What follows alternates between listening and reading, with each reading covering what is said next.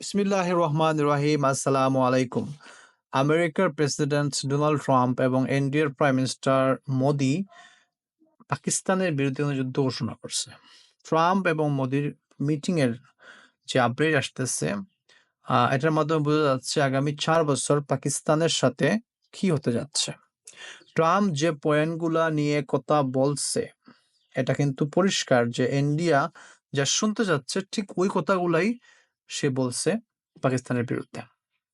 সে বলতেছে পাকিস্তানের জমিন যাতে ইন্ডিয়ার বিরুদ্ধে ব্যবহার না হয়। আমেরিকা পাকিস্তানের লক্ষ্য করে বলতেছে, তোমরা ইন্ডিয়াতে হামলা চালানো বন্ধ করো, জঙ্গিবাদ বন্ধ করো। তোমরা জঙ্গিবাদ আমাদের জঙ্গিবাদ গ্রহণ করা হবে না। ঠিক আছে? পাকিস্তানের যে অবস্থা বর্তমানে ইকোনমিক্যালি যে সিচুয়েশন তাদের, এই অবস্থায় কিন্তু কোন দেশে হামলা চালানোর ক্ষমতা তাদের বর্তমানে নাই। এবং ইন্ডিয়াতেও লাস্ট ৪ বছরের মধ্যে কোনো হামলা হয় নাই। সো এটা সম্পূর্ণ অহেতুক একটা কথা বলছে। ইন্ডিয়া অনেক কাজ করছে আসলে, অনেক চেষ্টা করছে যাতে ট্রাম্পের ইলেকশনে জিতে। এটার পিছনে কাজ করছে ইন্ডিয়ার বিলিয়নিয়ার্স যারা আছে, ওরা কিন্তু অনেক টাকা পয়সা খরচ করছে ইলেকশন ক্যাম্পেইনের জন্য ট্রাম্পের পক্ষে। এবং যারা যত ইন্ডিয়ান মানুষ যারা আমেরিকাতে বসবাস করেন, তাদের বলা হয়েছিল যে আপনারা ট্রাম্পকে ভোট দিবেন।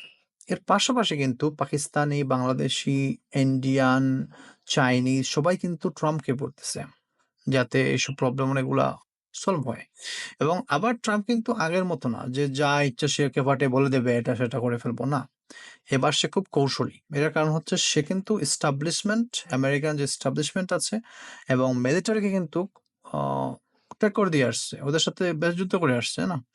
সো মিটিং এর এক পর্যায়ে ইন্ডিয়ান সাংবাদিক বাংলাদেশ প্রসঙ্গে প্রশ্ন করেন, কিন্তু ট্রাম্প কৌশলীভাবে কিন্তু এড়িয়ে যান এবং তিনি কটাক্ষ করে বলেন, এটা নিয়ে আমরা এটা আমরা ১০০ বছর ধরে রিসার্চ করতেছি বাংলাদেশ নিয়ে। তিনি মোদিকে উত্তর দিতে বলেন।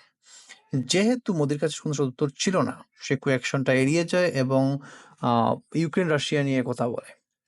আসলে ইন্ডিয়ার সাংবাদিকরা কি চাচ্ছিল, যেমন একটা কন্ট্রোভার্সি তৈরি করতে চাচ্ছিল ট্রাম্পের উত্তরটা নিয়ে, কিন্তু ট্রাম্প খুব সতর্কতার সাথে এটাকে এড়িয়ে যায় এবং কন্ট্রোভার্সি থেকে কিন্তু বেঁচে যায় এবং সে কিন্তু বিরত থাকে, কারণ সে জানে সে কৌশলী মানুষ। এবার সে যা ইচ্ছা সে বলবে না এক্স্যাক্টলি, কারণ বাংলাদেশ নিয়ে তার কিছু বলা তো নাই এখানে এক্স্যাক্টলি, কারণ সে দেখতেছে শেখ হাসিনা কি করে গেছে বাংলাদেশে।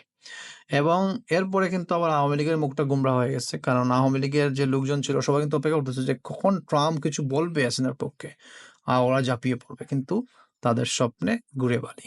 আজ এই পর্যন্ত। Like, share, subscribe. আসসালামু আলাইকুম।